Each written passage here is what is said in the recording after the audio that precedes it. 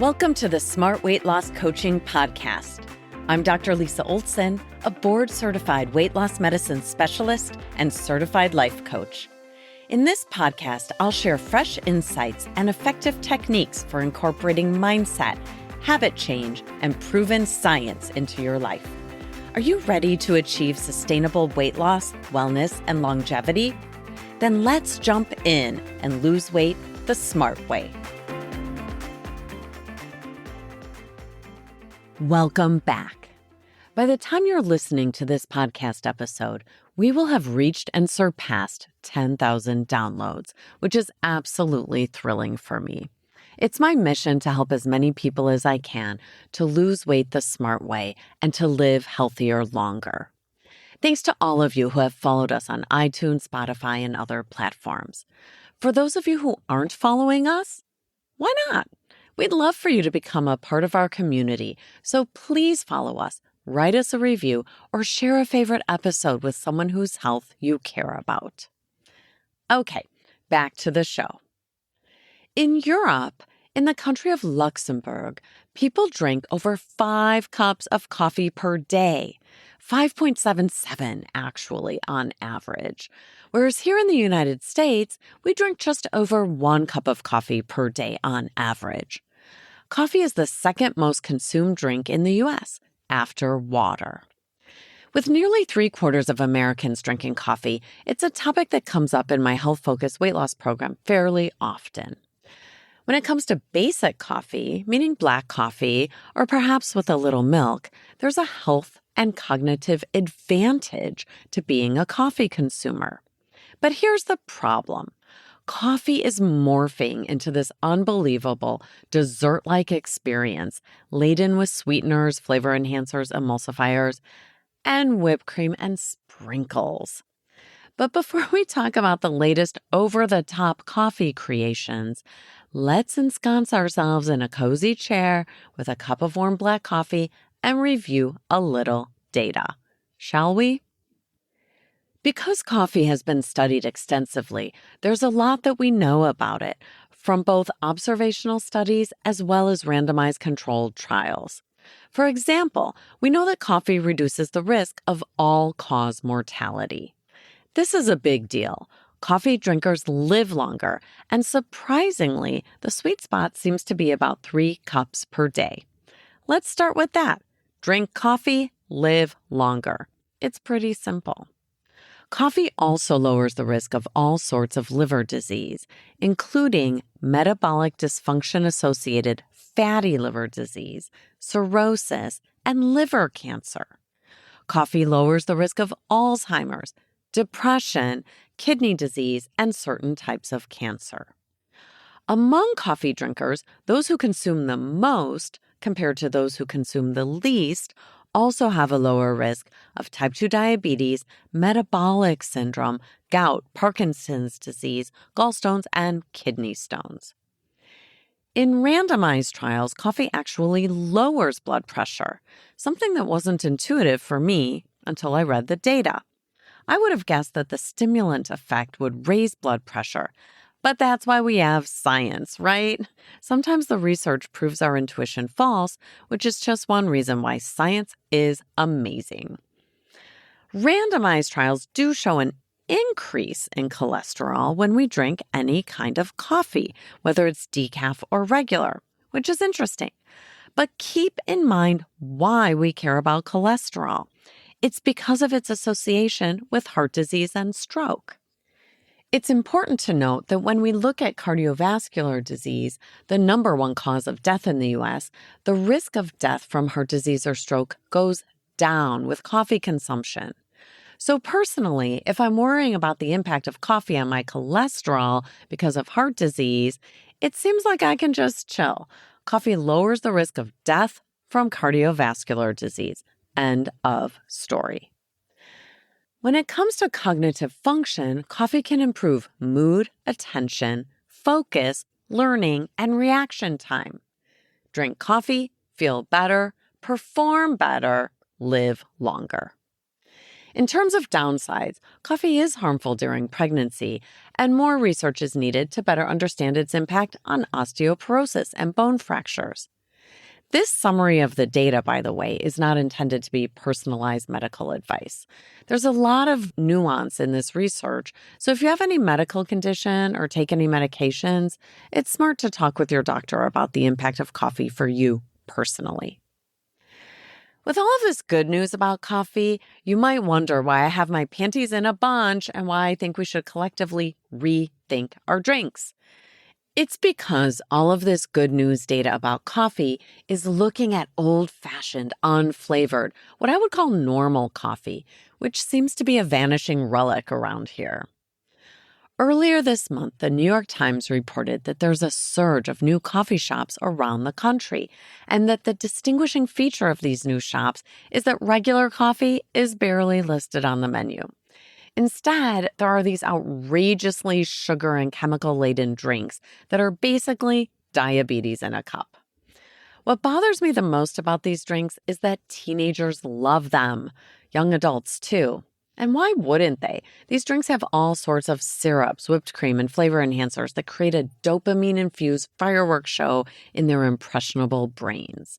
We're all vulnerable to these hyper-palatable flavors and textures. It's almost quaint that I worry about the flavor sprayed on hazelnut or cocoa-flavored coffee beans, which, by the way, you should be worried about too, when the real concern is the way we decorate our coffee.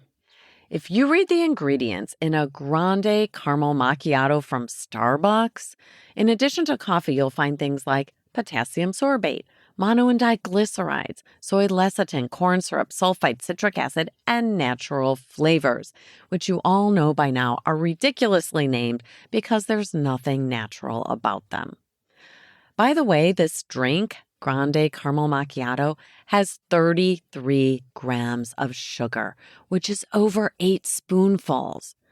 That's when you order it without whipped cream. 8 spoonfuls of sugar. That's bananas. That is type 2 diabetes in a cup. Seriously. I don't mean to demonize Starbucks. Maybe their $100 million new CEO, Brian Niccol, will take them in a new direction. But I doubt it. I'm kind of skeptical. Sweet and creamy iced coffee and energy drinks have emerged from Pandora's box, and it seems there's no going back as long as they drive up profits. What about Quest brand iced coffee drinks? They're healthy, right? Well, wrong. Quest Nutrition is an ironically named company that sells snacks and drinks disguised as health foods. I know you're listening to this podcast because you're aware that health-focused marketing and package design doesn't equate to healthy nutrition. Quest iced coffee drinks are a perfect example of that. Their vanilla latte iced coffee fools many consumers because they tout 10 grams of protein in each bottle. But I'm here to tell you that drinking 10 grams of protein manufactured in an industrialized food plant doesn't begin to make up for the gel and gum, natural flavors, lecithin, sucralose, sodium polyphosphate, and trisodium phosphate contained in each bottle. The fact that this is marketed as a health drink because it only has 90 calories and 1 gram of sugar is to completely miss what matters here when it comes to weight, health, and longevity. It's the quality of the calories we consume and the quality of the food that really matters. It feels like every week there's new research identifying the health impacts of these ultra-processed ingredients. Drinks like this make us hungrier, just like other ultra-processed foods do. We're nutrient depleted when we consume a lot of ultra-processed foods, so our bodies release more ghrelin, a hunger hormone, to drive us to seek actual sources of nutrition. In other words, I might feel full initially after having a caramel macchiato or a Quest vanilla latte, but in a couple of hours, my hunger hormones will be up, my sugar levels will be crashing, and I'll be vulnerable to seeking out more food. Let's be honest, these massively flavor-enhanced drinks are not food. They're what I call NANOFLIPs, which is my made-up acronym for non-nutritive food-like products, NNFLPS, NANOFLIPs. It's kind of fun to say, but actually not fun to think about it when you know that Nana flips or ultra-processed foods and drinks increase our risk of the very things coffee protects us from. If I'm drinking plain coffee knowing it lowers my risk of developing Alzheimer's, dementia, and type 2 diabetes, isn't it critical to also recognize that an amplified sweet version of coffee that looks more like an ultra-processed dessert will increase my risk of those conditions?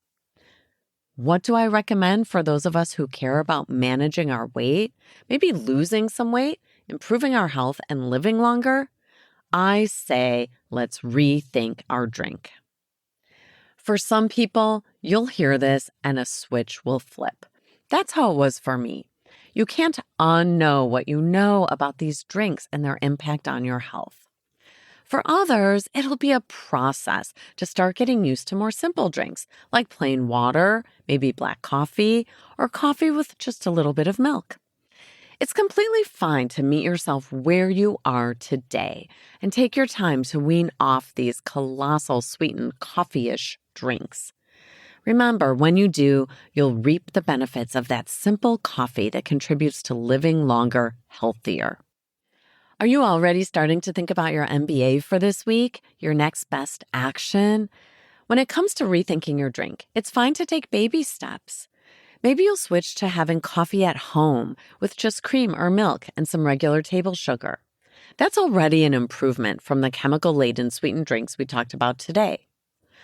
Or maybe you'd like to do a little science experiment first, If you've been drinking any of these hyperpalatable, super sweet coffee concoctions, here's what you can do. Make or buy yourself a cup of plain coffee.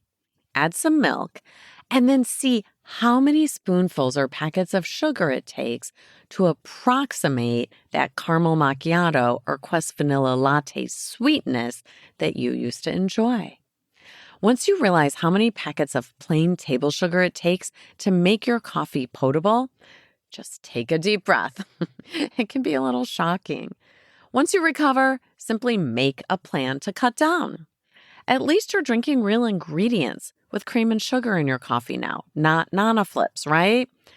There's no emergency, but I want you to focus on creating your NBA, your next best action, and then do the thing that you've decided is smart for your weight and your health. You've got this. Oh, wait, before you go, I have 2 quick announcements. First, please check out our smartweightlosscoaching.com website if you'd like to learn more about our upcoming Women's Wellness Retreat. Second, scroll down to the bottom of that website and fill out a form, adding the word raffle in the message section to enter our raffle for a chance to win a free 12-week membership to the Smart Weight Loss Coaching Program. Thanks so much for listening. If you'd like more support during your smart weight loss journey, check out our group coaching program at smartweightlosscoaching.com. Until next time, stay well and stay smart.